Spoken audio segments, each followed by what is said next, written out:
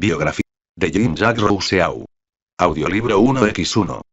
Ginebra, Suiza, 1712, Ermenonville, Francia, 1778, filósofo suizo. Junto con Voltaire y Montesquieu, se le sitúa entre los grandes pensadores de la Ilustración en Francia.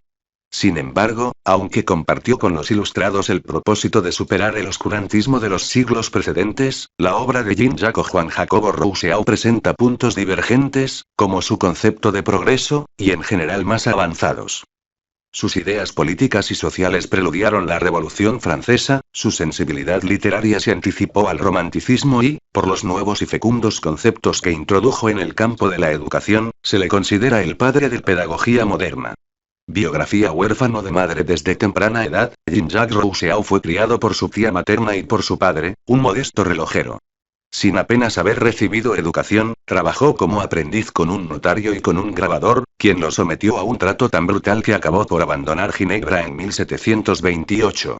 Jean-Jacques Rousseau, retrato de Maurice Quentin de la Tour, 1753, fue entonces acogido bajo la protección de la baronesa de Warens, quien le convenció de que se convirtiese al catolicismo. Su familia era calvinista. Ya como amante de la baronesa, Jean-Jacques Rousseau se instaló en la residencia de esta en Chambéry e inició un período intenso de estudio autodidacto. En 1742 Rousseau puso fin a una etapa que más tarde evocó como la única feliz de su vida y partió hacia París, donde presentó a la Academia de las Ciencias un nuevo sistema de notación musical ideado por él, con el que esperaba alcanzar una fama que, sin embargo, tardó en llegar.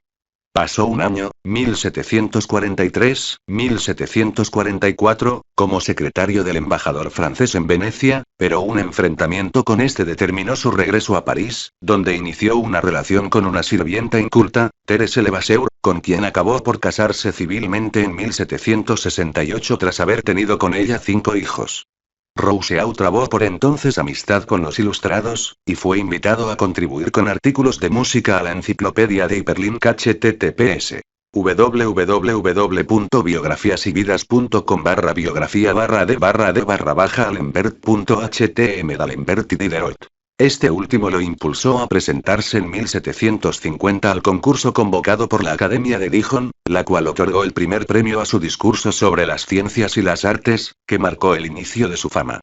Jean-Jacques Rousseau, óleo de Adam Ramsay, 1766, en 1754 visitó de nuevo Ginebra y retornó al protestantismo para readquirir sus derechos como ciudadano ginebrino, entendiendo que se trataba de un puro trámite legislativo. Apareció entonces su discurso sobre el origen de la desigualdad entre los hombres, escrito también para el concurso convocado en 1755 por la Academia de Dijon. Rousseau se opuso en esta obra a la concepción ilustrada del progreso, considerando que los hombres en estado natural son por definición inocentes y felices, y que son la cultura y la civilización las que imponen la desigualdad entre ellos, en especial a partir del establecimiento de la propiedad, y acarrean la infelicidad. En 1756 se instaló en la residencia de su amiga Madame d'Épinay en Montmorency, donde redactó algunas de sus obras más importantes. Julia o la nueva Eloísa, 1761, es una novela sentimental inspirada en su pasión, no correspondida, por la cuñada de Madame d'Épinay, la cual fue motivo de disputa con esta última.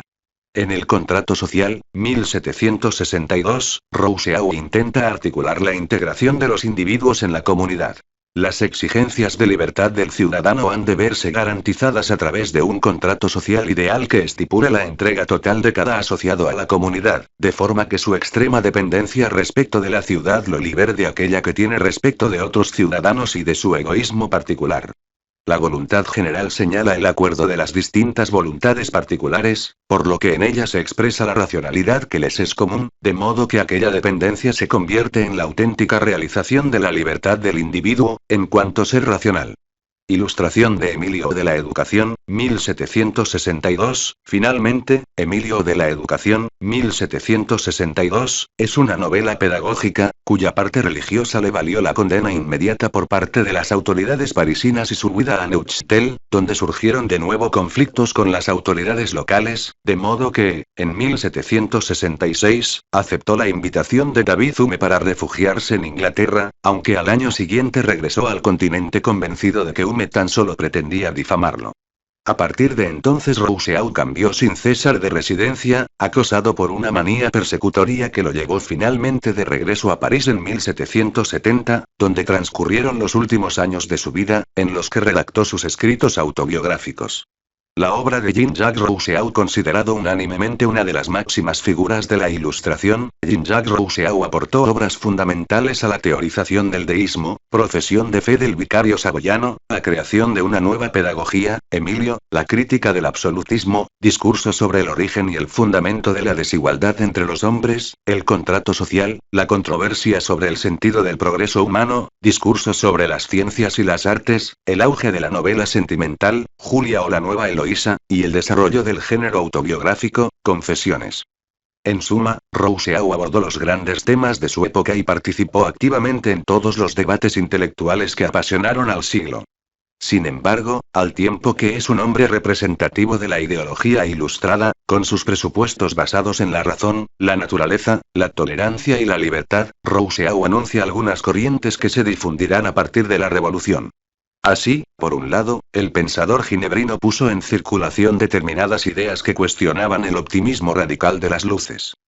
La perfección del estado de naturaleza frente a la corrupción de la sociedad comprometía la confianza en el progreso de los ilustrados. La idealización del buen salvaje se enfrentaba a la del innoble salvaje de los economistas que estudiaban los medios para el desarrollo material de la humanidad, y el énfasis sobre el sentimiento y la voluntad podía mermar la confianza ilustrada en el imperio de la razón. Por otro lado, sus propuestas políticas no solo desbarataban las ilusiones puestas en el reformismo benevolente de los déspotas ilustrados, sino que ofrecían un modo alternativo de organización de la sociedad y lanzaban una inequívoca consigna contra el absolutismo de derecho divino al defender el principio de la soberanía nacional y la voluntad general de la comunidad de los ciudadanos, postulando en consecuencia como justas aquellas formas de gobierno, como la democracia, en que dicha voluntad general puede expresarse. De este modo, Rousseau se situaba en la encrucijada de la Ilustración, alimentando al mismo tiempo las corrientes subterráneas que inspiraron el prerromanticismo y las fuentes doctrinales de donde brotará pujante la Revolución. Pese a esgrimir argumentos no demasiado sólidos, su primer texto importante, El discurso sobre las ciencias y las artes, 1750, es la clave para entender su reticencia frente al optimismo racionalista que creía firmemente en el progreso de la civilización. Rousseau se alejaba ya en esta obra del pensamiento ilustrado al atribuir escasa importancia al perfeccionamiento de las ciencias y conceder mayor valor a las facultades volitivas que a la razón. Contestando la unilateralidad de una visión del progreso ceñida al ámbito técnico y material, en detrimento del moral y cultural, denunció la incongruencia que suponía denominar progreso humano a lo que era un mero desarrollo tecnológico. Aunque se había avanzado en el dominio de la naturaleza y se había aumentado el patrimonio artístico, la civilización no había hecho al hombre más libre, más feliz o más bondadoso. Jean-Jacques Rousseau la empresa de dilucidar los efectos de la organización social sobre la naturaleza humana la acometió en el discurso sobre el origen y el fundamento de la desigualdad entre los hombres, 1755. Si en escritos anteriores ya había teorizado sobre la bondad natural del hombre y el efecto corruptor de la sociedad, ahora pasó a desarrollar la idea del buen salvaje. En un primitivo estado de naturaleza no existían entre los humanos desigualdades relevantes, solo las derivadas de la biología, y los hombres no eran ni buenos ni malos, sino simplemente amorales. Una serie de causas externas empujaron a los hombres a agruparse y prestarse ayuda mutua para determinadas empresas, y en el transcurso de esa asociación nacieron las pasiones que transformaron su espíritu. Ese estado de naturaleza era esencialmente un concepto teórico, pero ofrecía a Rousseau la base para condenar las injusticias del mundo de su tiempo, advertir sobre la corrupción reinante y desenmascarar el desorden de la sociedad civil. Así, partiendo de un estadio asociativo primitivo e idílico, nucleado en torno a la familia y más tarde traspasado a la comunidad, a la que inspiraba la solidaridad y guiaba la costumbre y no la ley, repartiéndose el fruto de la caza, llegó a determinar el momento de la fractura. La aparición de la agricultura, la minería y, por ende, la propiedad privada y la acumulación de riquezas en manos de unos pocos. El proceso continuaba con la aparición de la servidumbre, consistente en que los desposeídos ofrecían su trabajo a cambio de la protección de los poderosos. Los abusos propiciaron la desconfianza mutua y la necesidad de prevenir el crimen, por lo que se hizo necesaria la instauración de un gobierno y la promulgación de leyes para la protección de la propiedad privada. Si hasta aquí el esbozo de esta evolución no era nuevo, ya había sido apuntado por John Locke, la originalidad consistía en matizar que el proceso se había operado en defensa de la propiedad de los ricos. De ahí el carácter revolucionario de la hipótesis. Primera edición del Contrato Social, 1762, claro es que Rousseau no abogaba por la abolición de la propiedad privada, a la que consideraba un hecho irreversible y por tanto inherente al estado de sociedad, sino que apuntaba hacia la mejora de la situación a través del perfeccionamiento de la organización política.